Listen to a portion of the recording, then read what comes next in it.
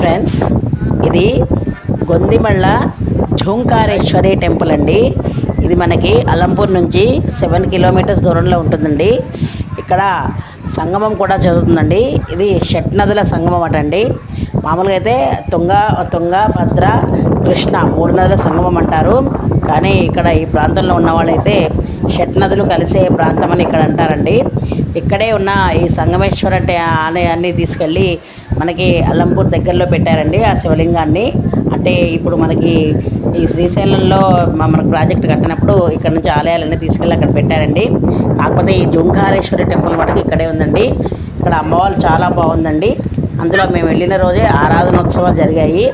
అందుకని మేము అనుకోకుండా ఆ రోజు దర్శనం కూడా చేసుకున్నామండి, ఆరాధనోత్సవ దర్శనాలు. కానీ టెంపుల్ అట్మాస్ఫియర్ మటుకు చాలా బాగుంది ఫ్రెండ్స్. చూడండి, చుట్టూ నది అదంతా కూడా చాలా బాగుంది. వచ్చినప్పుడు తప్పకుండా